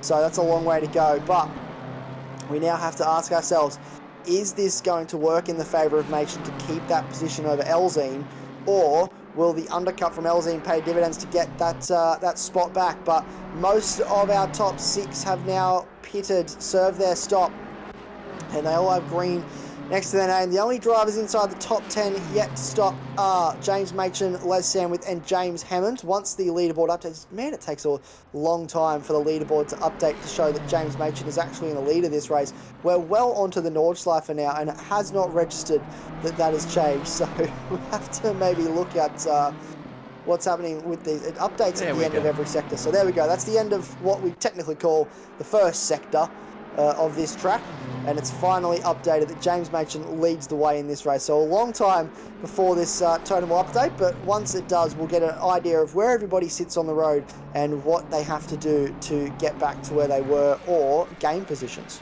Absolutely, and you can see AM drivers have come into the pits, Stewart and Twining as well, first and second.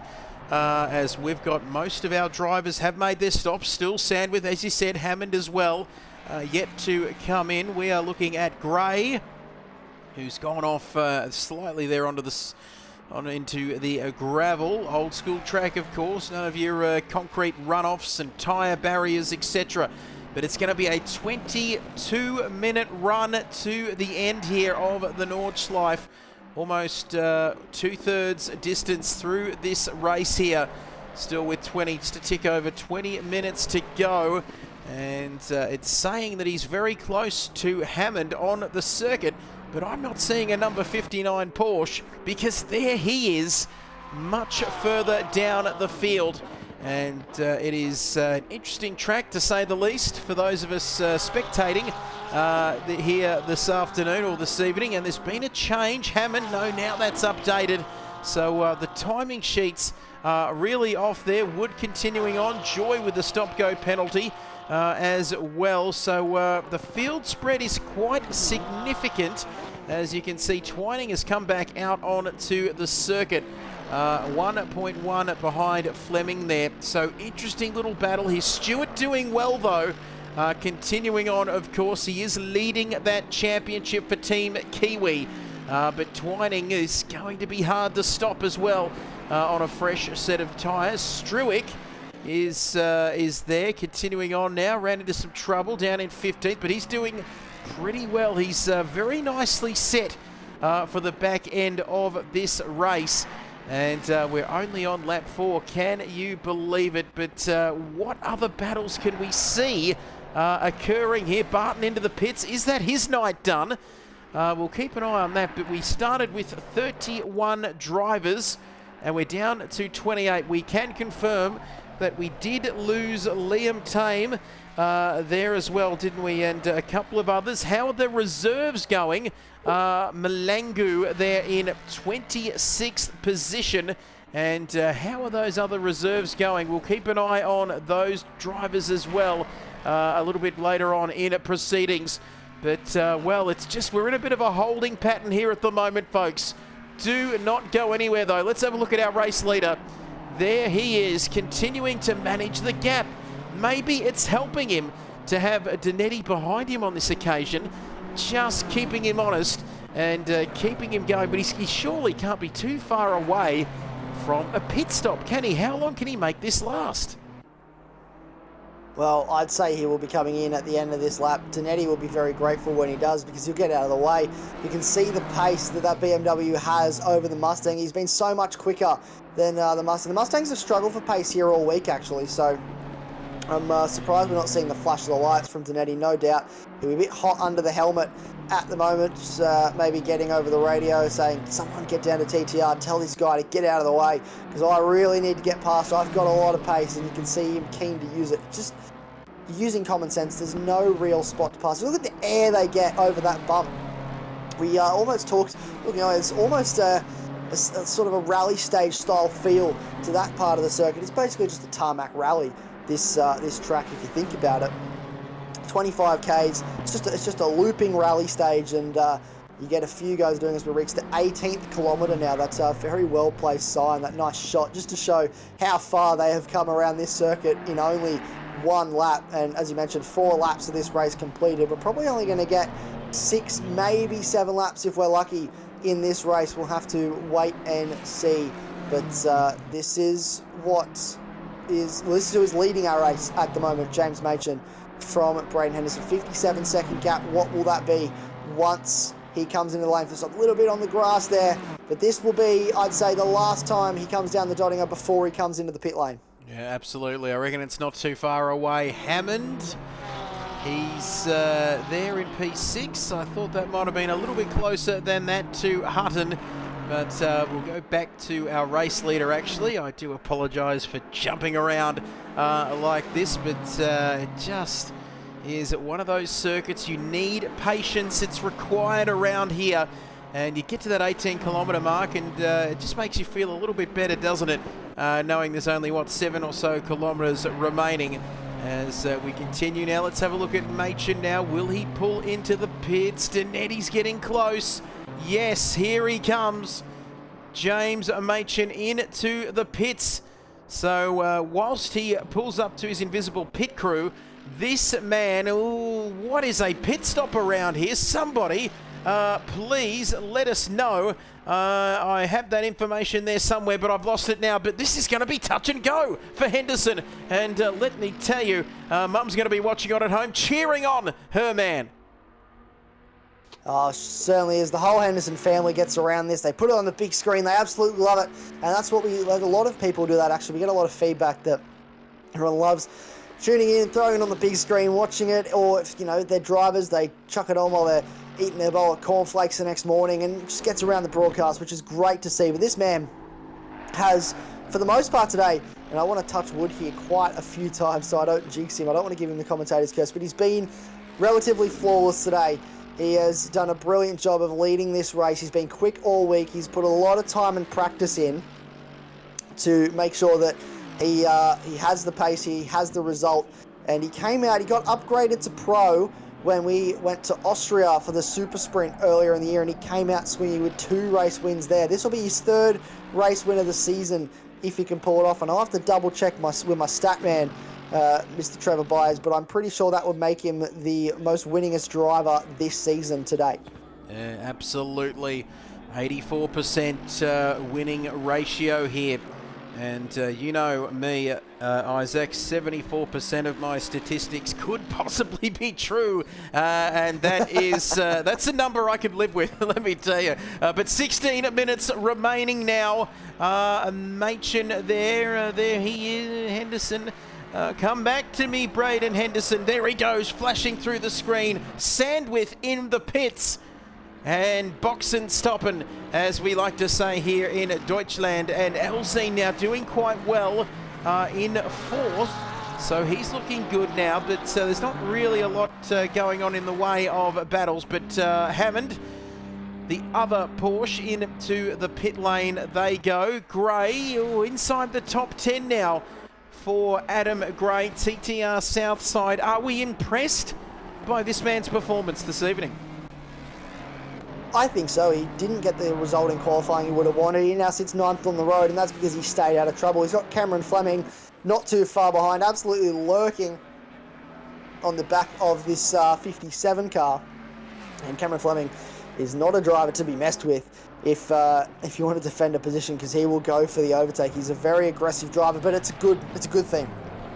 Absolutely, we love to see a bit of aggression, maybe not on the Nordschleife in a narrow part of the circuit, but when you're going for moves, you want to see a little bit of aggression to get it done, make it stick, and that's what Cameron Fleming can do. And Adam Gray will know that, but he also knows he's got a championship to lead, so he just wants a tidy result here. His closest rival, Bob Norley, down in 21st place, and Adam Joy, who sits in third, is even further down the field, I believe. So he's actually going to come away with a bit more of an advantage after this race in this championship if he keeps it up.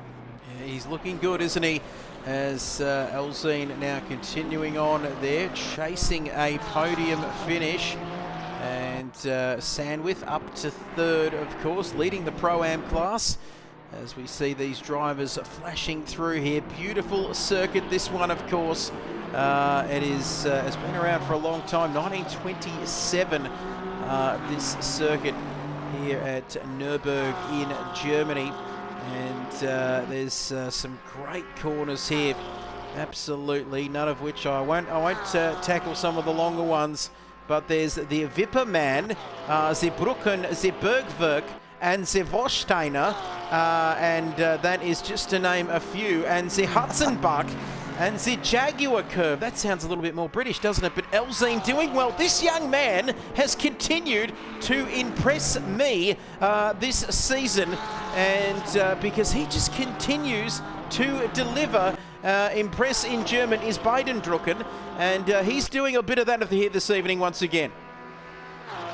Yeah, he's doing a really good job sitting in third. He's sitting a fair way back from Adam Elzine, from James Machen, I should say now. So not the outlap he would have wanted. He's actually not too far ahead of Nathan Hutton. I'm not sure there. You can just see him sort of sneak into the background there. But that's a man who's doing a wonderful job in this race. Nathan Hutton, he's flown a bit under the radar. This is his first race as a full-time Pro-Am driver for CP Racing. And we'll see if we can get the director onto car number 47, which you can just see in the background there. But he's doing just a brilliant job in his first official race for CP Racing on a full-time basis. Jumped into this Pro-Am category, was, I think, quite nervous about getting behind the wheel of this car at the Nordschleife, but he's just done brilliantly, sitting in fourth place again. It's about staying out of trouble. You've got multiple drivers up and down the field that have got great results as a result of just as a way of just staying out of trouble, and that's what this track can do. It can either gift you a wonderful result and a beautiful bag of points, or it can bite you and send you all the way to the back, and then suddenly you're the championship leader, you're in 18th place, and you're wondering what happened, because I was looking really strong for this race. So it's great to see a few different names at the top. Obviously, we want to see our championship drivers battling it out, but I also think, in a way, just from an entertainment point of view, it makes the championship more exciting if it's closer. So maybe this will bring the drivers closer together in points. But can confirm the other driver we've had DNF in this race, just looking at the timing sheets, is none other than Simon Bishop. He has retired from this race. And I believe, I'm just trying to look, I haven't seen him. We might have to scroll further down the board to find out, but I don't think there's a Matt Simmons either. No, well, I might pack up my schnitzels and head off, I think, because, well, Bishop going was bad enough, but Matt Simmons also leaving. We didn't see him come through. And, wow, that is terrible news for Bishop and Simmons. And yeah, they could have, well, we're not to know, are we? I think I'm hearing Stone Harbour out as well. I'm hearing there, but 11 minutes to go, and there's some big names, and like you said, this could throw things out of whack for the championship as well, because with 3 rounds to go, that's a long, big haul of points and a long line of superstars that are out for this race. But that's not going to worry this man, Henderson, with 10 minutes remaining. And what's that going to be? Look at this, though. Are we going to see some rain? No, because we've got 10 minutes left, 30 minutes. Look at the forecast there. It's cloudy, but we are not going to get any rain here. But the track temperature, 35 degrees. Das is very hot, isn't it, Isaac?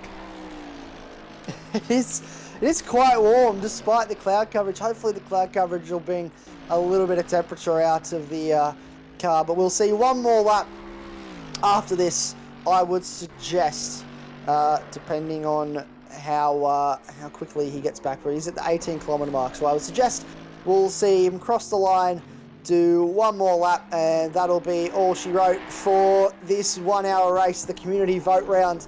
I think it's safe to say it's been quite a challenge for our drivers, but I don't think any of them are going to be super excited to come back here anytime soon. No, absolutely not.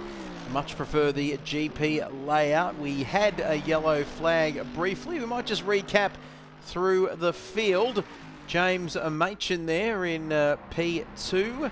And he's doing very nicely indeed. Elzine, he was battling with him. There he is in P3 for the Pro class. And then Hutton leading the way in the Pro-Am there, doing very nicely indeed. And it's Quadrille in the Ferrari, P4 for him in the Pro class. Then Max Silva, P2, P6 overall on the circuit. P2 for him in the Pro-Am. He's had a very reasonable evening there as he passes the 18-kilometre mark. And not a lot of damage going on there to that car. He's kept his nose clean. And that's pretty much what you need to do around the Nordschleife here. And he's done quite well this evening as we see him continuing on there. Sandwith in third, on for a Pro-Am podium. Also doing very nicely indeed in that number 15 Ferrari. Not the highest running Ferrari out there on the circuit, because that's in the hands of Quadrille. And car number 67 as well, continuing through the order. There's Mr. Fleming. Cam Fleming there as well. He's lost his teammate, hasn't he? Or has he? No. Yes, he has, of course. You can see car number 7 there in the BMW. Continuing on then, Gray not too far behind. This could be the closest battle on the circuit. But I'm looking further down the field here as we see Struick, but Hammond there in the AM class. But he's not in the AM class. But Stewart doing well, but how close is he to Twining? Well, no, the timing sheets haven't updated. We've got a yellow flag out there. Car number 180. I don't think we've got one of those, but Joy is still yet to serve his penalty, so a little bit to play out here, but it's looking good. Ian Stewart could be well on his way here to another win in this championship. He's been Mr. Consistency for me this year in the AM class. And that's what we've talked about. Consistency can win championships, and he showed up each week. He's put the work in. He just last season, season 1, he wasn't doing the 1 hour races because he wasn't quite across how the pit stop system works, but he's got his head around it. He showed up for every single race this season, and it's just showed in his results and where he sits in this championship that he's just doing really good. This will be his best ever finish if it stays how it is now, 14th place. It'll also be the best ever finish for LJ Les Sandwith up in 7th place. I got the stats on that not too long ago. His best place so far this season was a 10th. It was his only top 10 this season, was a 10th place all the way back in Silverstone, if you can cast your minds back that far. And he'll be very happy with the fact that he's getting a 7th place here today if he can hold it together. That car that was backwards is now back in the lane. It's the 160 car of Clayton Twining. So the car that was second in class now returns to the pits, and that'll be a while that he has to sit there for. There's also, Adam Joy and quite a few cars actually in the pit lane, just sitting there. I think there's quite a lot of drivers that have either quite a lot of damage or have had enough of this track, and I do not blame them. Oh, absolutely. It's taken a few victims here this evening. Well, incredible. This is certainly going to be interesting. There is Mr. Boyd, or Mr. Worldwide, as I believe we have christened him this season in the Junior Fogarty Motorsports car. And there we go. Stop sending me footy scores, people. Giants trailing by 28 there. Anyway, you won't be too happy about that. But less than 6 minutes remaining. No, still plenty of time. Still plenty of time. Let's not panic, okay? That's the last thing we need, is to panic. And if you panic around this circuit, it's going to come back and bite you in the backside in Hausen, because you can see here Hammond continuing on. Struick with the fastest lap of the race. No points for the fastest lap, of course. Or is there? Let's wait and see. No, there's not. But Henderson continues 11 seconds. Could there be a twist? Could there be a twist in the tail? That is the question. And you can see there the battle continuing. We're hearing a little birdie is telling me that we've got a battle on our hands all over Gray and Lee. It is Lee versus Gray here. And this is worth the Deutschmarks and the price of admission alone. And out can't last a lap. These comments coming in. We do appreciate you getting amongst the chat for Adrenaline GT on YouTube, TrackSpotTV on YouTube as well, and Twitch. And 4.5 minutes remaining. This battle could very well last 4.5 minutes here to end this race. I hope it does, because it's shaping up to be quite the close action. This will be the last lap of the race, I would suggest, for all our drivers. So this is the last opportunity for Nathan Lee to make something happen. He just needs to stay close enough that he can try and get in the slipstream on the Dottinger, but against the Mustang, I don't like his chances, especially given it's the Ferrari. But we'll keep a close eye on this battle. I think it's the closest battle on track at the moment. Everyone else seems to be relatively spread out, so this is where the action is. Certainly is. You can see continuing on there. As that, you can see the track marshals getting very weary around this circuit. It's dropped by 1 degree, the track temperature. And, well, I don't know about you, Isaac, but this has been a terrific race for everybody. And can we do a 6 hours or a 24 hours around here? That'd be fantastic. We'd be absolutely losing the plot. Is that Nicholson running into trouble? There was a yellow flag there. But he is now in the pit lane, but it's all about this man. This will be his last lap of the race. We'll wait and see. I'm guessing it will be the last lap, or maybe not. Has he got a chance to get another one in? We'll keep an eye on him, but it's going to be a very happy household. Let me tell you, for this young man, Braden Henderson, or you can see as he's better known as Nitro. And of course, Nitro's mum there as well. What is this win going to mean to the team, to everybody? He's not quite there yet, is he? But what is this going to mean if he can get this over the line and get this done for Team XV Primer? Well, it's going to be very special for these guys if they can get it done. They sit 5th in the championship at the moment. It wasn't the event they would have liked last time out at Bathurst. Only 16 points for the 82 car, 84 points for this man on your screen, but he'll be very happy with the much stronger result. Obviously, he's got the family there watching along, cheering him on. They'll be super happy for him as well. But he's just going to be, he's going to make him, so far, the most winningest driver in Season 2. Both himself, Simon Bishop, Josh Struick and Martinetti all sit on 2 wins apiece. He's about to become the first driver this season to have 3. And that's, oh, look at the air he gets over the rally jump.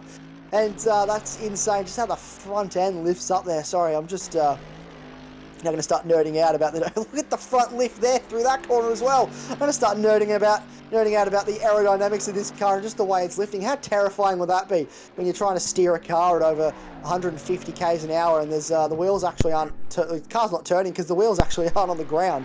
But he's doing a wonderful job. Not long to go now. I'd say he won't get around for another lap. He might. But if I was Henderson with the lead I have, I'd just make sure I'm just crossing the line as soon as that timer expires. Absolutely. As much as I'd love to see another lap, let's just wait and see how touch and go it will be. It's going to be a cracking race for him. Well, it has been a cracking race for him, of course. And boy, we've seen some big accidents. But to see those cars lifting up is just scary, isn't it? Remember Mark Webber, I think that was at Le Mans, wasn't it, a long, long time ago. But less than a minute to go in this one. We might get another lap in. Let's wait and see. Lee and Gray, it is absolutely on. Like Mario Kart and Donkey Kong here. Ferrari all over the back of the Mustang. Gray versus Lee. Oh, are we picking a winner here? Who's your money on? Oh, and well, he's just let him through. This is incredible. The Mustang, car number 57, has just let him through there. I'm not sure what has happened on that occasion. But anyway, in the meantime, the Ferrari has got the job done. We'll get one more lap. And We got one more lap. yay, we got another. Don't sound too excited, Trev. Yay, Don't sound too enthusiastic. We've got 8 more minutes of this before we step away. But he's made it within plenty of time. It's only hit 0 now. But that's, just let him go there. Maybe strategic, maybe just didn't want to have to try and battle another car on the Nordschleife. But that was shaping up to be very exciting. So disappointed to see that battle fall off as quickly as it did. But we're continuing to see cars fall down the field here. And Matt Donetti, crucially. Josh Struick back up into 12th. Matt Donetti back up into 17th. No BCG cars left in this race besides Cameron Fleming, who sits in 8th. That is the big story of the day, that 3 of the 4 BCG cars have retired from this race. And Cameron Fleming is the sole driver left flying the flag, doing a great job up in 8th place. And he's right behind Les Sandwith here. Certainly is, and wow, incredible this battle right behind Sandwith. Still plenty to play for here. Sandwith, of course, P3 in the Pro-Am class. And is he going to make a move? Let's wait and see. Sandwith is not going to give him anything here at the moment. And, well, that's the end of that one. Fleming is through, but a big story. BCG, 3 out of 4 cars no longer represented in this race. It's incredible when you think about their dominance, and they're always there or thereabouts. But tonight it's just this man, Cam Fleming, representing them, Lee. And that is done and dusted, that battle. Nicholson in the pits. So let's wait and see what's happening there. A few guys also in the pits. Our reserve, the Fogarty Motorsports Junior car, he's done okay. He's still circulating. A little bit of damage to the front of that car, but he's done okay. We've liked his evening tonight for Malangu, and it would be good to see him back again, because he's out there, he's sticking with it, and he's finishing. It looks like he's going to get a result here. Yeah, and that's what's crucial, getting points, getting teams points, bringing the car home to make sure. That's what your job is as a reserve, really, is just to bring the car home and to score crucial points, and that's exactly what he's doing by still being 25th in this race. He has a Mercedes of, I think that's Bob Norley, who sits 18th at the moment. He's just in front of him, so there'll be no real threat there. He's actually still got to serve his mandatory pit stop. He hasn't technically served his mandatory pit stop. You can see the 1 sitting next to his name, and Trevor, I've just noticed, you're also yet to serve your mandatory pit stop. So the race time has actually run out. So if you could get on that so you don't get penalised, that would be wonderful. Absolutely, and that would be fantastic. Let me tell you, it's the broadcaster there right at the back. I've got a top 30 finish here. That's how well I'm travelling here this evening. But Joy right at the back of the field, Nicholson in the pits as well. But it's all about this man. Another lap for him to just soak it in. Soak in the atmosphere around this circuit. Wow, and we've lost a few of them. Simmons, we've lost Bishop, Barton, a few others as well, but and Donetti as well, we've lost him.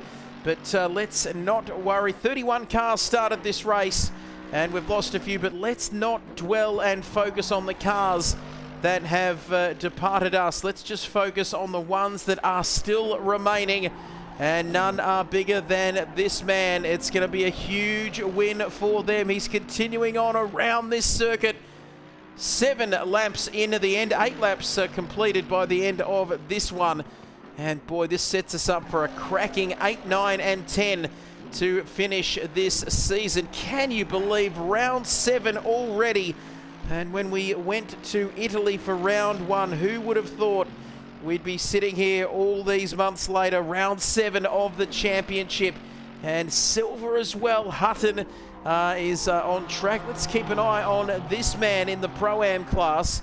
He's up for a good result here as well, and very, very happy to get that car over the line. No weather to speak of here this evening at the Nordschleife, and also good to see that the servers have held up pretty well. Always good to see. We had some concerns coming in. Oh, Hutton going off there, Just had a moment there with Hutton, but good to see the servers standing up as well. No real issues to speak of. I don't want to talk too soon, but everything seems to have held up pretty well.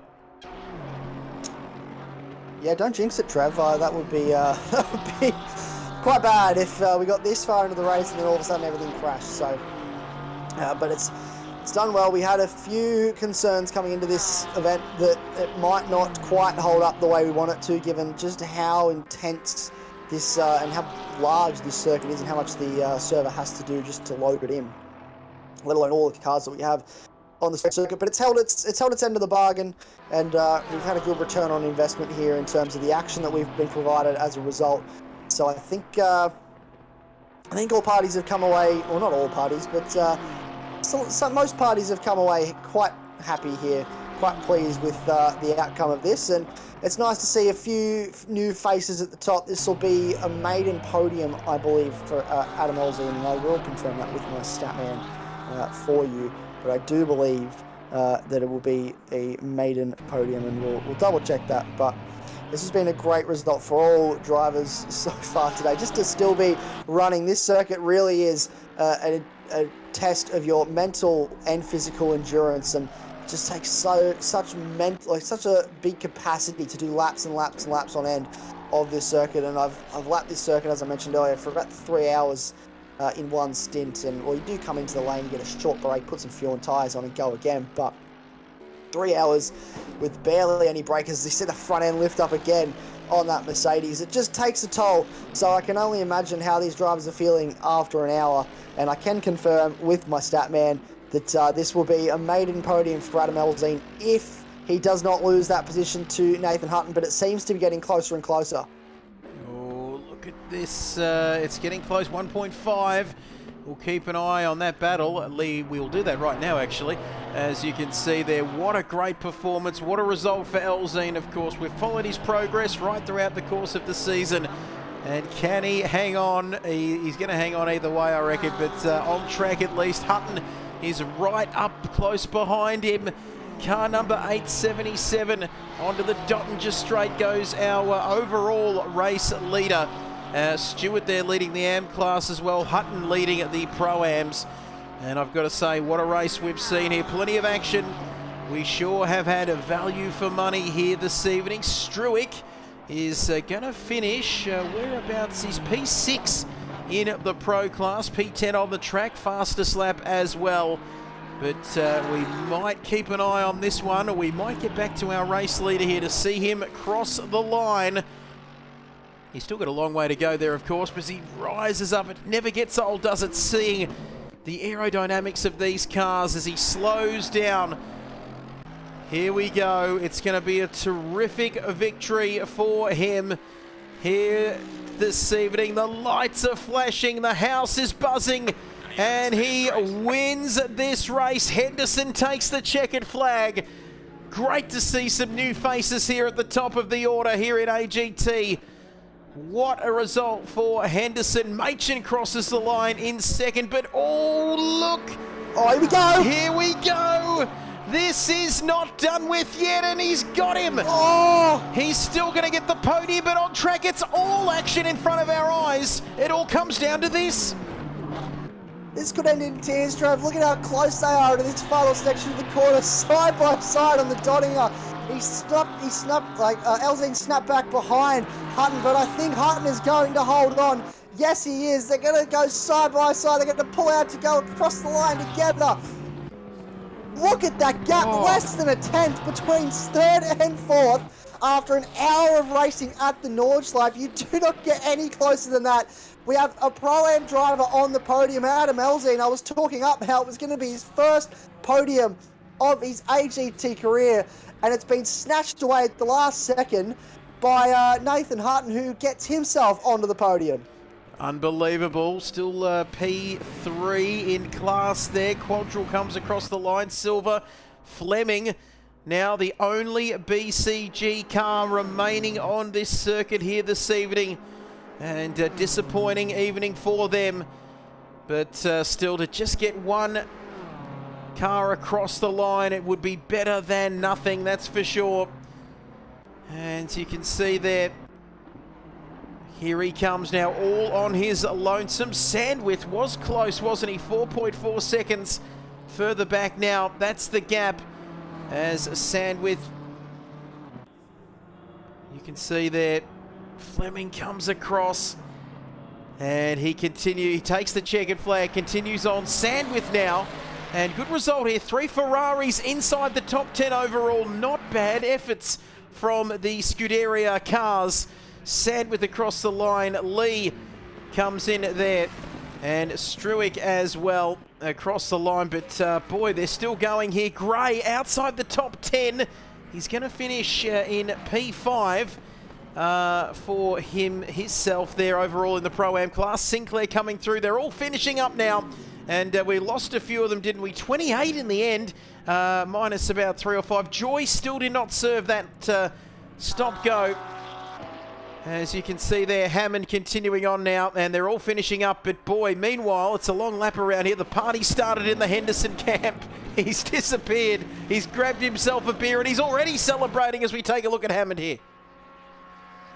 Yeah, this is going to be a strong result for Hammond. 13th place in this race as he comes down towards the line. This is probably not entirely going to make a little bit of damage on the front end of that Porsche, but a 13th place is still strong points for Pinnacle Motorsport and his first run in a Porsche in this series. So it's really good to see him bring the home. Mark Sinclair, a really strong result as well. One of his best results in this series in 12th place, and he will cross the line. Nick Carter will finish 14th, and probably a race to forget for a lot of these drivers as we continue to look further down the field.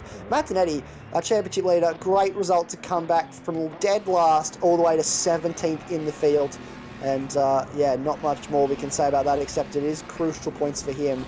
Josh Struick, though, 10th place with the fastest lap. So a wonderful comeback after contact with Matt Simmons earlier in this race. Absolutely, and whilst the drivers are continuing, we'll just let them do their thing. Henderson taking the win overall in the end there. And great result for them. The Mercedes AMG car doing very nicely indeed. Machin in second, Hutton third overall, first in his class in the Pro-Am class there. Elzine in third. Great result overall for him. We don't want to look at his race laps so far, do we, as we head back to the pits there? I beg your pardon. Elzine there, a quadral in P5 overall, P4 in the Pro class. Silver, great result for him, second in the Pro-Ams. Fleming, Sandwith, Lee as well, Ferraris there, 8th and 9th overall at the end of the day. 3rd and 4th, so a podium there in the Pro-Am class. Struick inside that top 10. Will he be happy with that? Not too sure if he will be all that happy with his performance, considering what we saw in qualifying. And Gray there as well, outside that top 10. Sinclair, Hammond, Carter, Stewart. Good result for him. That'll set him up nicely for the remaining 3 rounds of this championship in the AM class. Burrows, disappointing for him. And then Donetti as well. Well down the field there. Norley, Boyd, Twining there, rounding out the top 20 as we see the final drivers coming home. Griffin and Nicholson continuing on. Wood, who had that penalty in the race, didn't do much good for him. And Malangu there, the reserve, also finishing further down the field. Sheppers 25th, Joy 26th, and that is the rest of the field there. But what a race around this circuit, and once again, it's taken a few victims here tonight. I think it's taken more than a few. We've seen the last 2 rounds have been really something in terms of the carnage that has taken place. We saw Bathurst, and just crashes left, right, and centre, and that's a really easy place to come unstuck. And then we've come here, and it's exactly the same. It's super easy for our drivers to come unstuck or make a little bit of contact or bounce off the curb in just the wrong way, and it will bring your whole race undone. So to everyone that's still finished the race, that's just an amazing job. Couldn't be more impressed with the driving that we saw here tonight from all of our drivers. So congratulations to every single one of them. I think we still have one car, which might be Matt Donetti actually, running around on his own and yet to finish the race. So they're still waiting for Matt Donetti to cross the line. He's just all on his lonesome as he enters the Donninger. So I think we're going to switch back. We'll go to Matt Zanetti. Have a look at him. There's our championship leader on screen, all by himself. Just in his own little world, probably got a little bit of music on, just vibing away. And he will bring home what looks like, it says 15th place, but I believe that's because a few drivers have left the server. From what I understand, it was actually 17th on the road once he crosses the line. So that's still, again, crucial championship points for the man who's leading the way. And with no Simon Bishop tonight, who didn't finish the race, that championship lead will most likely grow. Certainly will. And boy, we were in the departure lounge there at Nürburgring Airport. And we've been called back because Matt Zanetti finishing this race. And you can see the final results there on your screen. And this round 7 has been an absolute ripper here at the Nürburgring, the Nordschleife, and the community vote round, of course. A brilliant success. And what a circuit this is. Beautiful camera angles there as well around this track. And boy, where do we start to unpack things? Braden Henderson, all about that man. He'll be very pleased getting on his plane tonight. Yeah, he'll be going home super happy. He just drove brilliantly from start to finish. I said it in qualifying. He's been quick all week. He was doing 14s. We saw a 12 in qualifying from Josh Struick, so we knew that he was going to be flying, but unfortunately he came unstuck at the start of that race. Massive shout out to Niff as well, who just drove absolutely brilliantly. I'm 95% sure he was actually driving on controller as well. So not only is he driving this track in an Aston Martin, which has 18 kilos of weight on board, he's battling with another driver as close as he was. He's doing the whole thing on controller, which it just blows my mind. So that's a really impressive result for Nathan Hutton, who finished third. Absolutely, and makes that result even better, doesn't it? It's a scary prospect, the controller around here, and we go from this circuit here this evening, round 7, of course, to round 8. And speaking of scary circuits, the Belgium Grand Prix, that is a 3-hour race, another endurance round of this championship. And by the time we get, it's not too far, is it, from Germany over to Belgium, but we are very much looking forward to that one. I am certainly looking forward to that one. I think I actually say this about every single track of this game, but it is genuinely such a fun circuit, one of my favourite, and I can't wait to see. Last time we did this top 10 shootout, we remember it well, Trev. It ended with 2 drivers setting the same time in the shootout, so anything could happen when we go to the Belgium Grand Prix. It says 180 minutes, 3 hours. It's actually going to be shortened to only 2 hours because we're running a solo driver format now, so that'll be a 2-hour race for our drivers, similar to what we did at Watkins Glen, but that knockout qualifying Friday, that's going to set our grid, and that's going to be super action-packed. Absolutely, can't wait for that one. That is the next round of this championship, Sunday the 10th of August. From the Belgium Grand Prix, of course, from Spa-Francorchamps. But that is all we have time for here this evening. Boy, what an evening it's been, of course, here, round 7 of Season 2 of the Adrenaline GT ACC Championship. Thank you, Isaac, once again. Great to have you back alongside me in the commentary box, and cannot wait for Spa in 2 weeks' time. Yeah, no, thank you, Trevor. It's been a pleasure to be back. I was a little bit rusty in the commentary box tonight, but we're getting back into the swing of it, and I'm very much looking forward to Belgium in 2 weeks. Absolutely can't wait for that. I've been your host, Trevor Byers, on behalf of TrackSpotTV. If you want to get involved, head over to TrackSpot, all the W's.TrackSpot.tv. We'd love to hear from you, but that's all we have time for here this evening from the Nordschleife and the community vote round. It's been an absolute pleasure to have your company. We'll see you in 2 weeks' time at Spa. But for now, it's goodbye. We'll see you next time.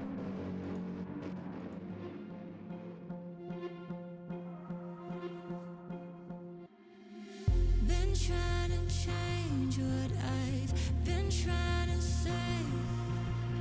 Words don't come straight.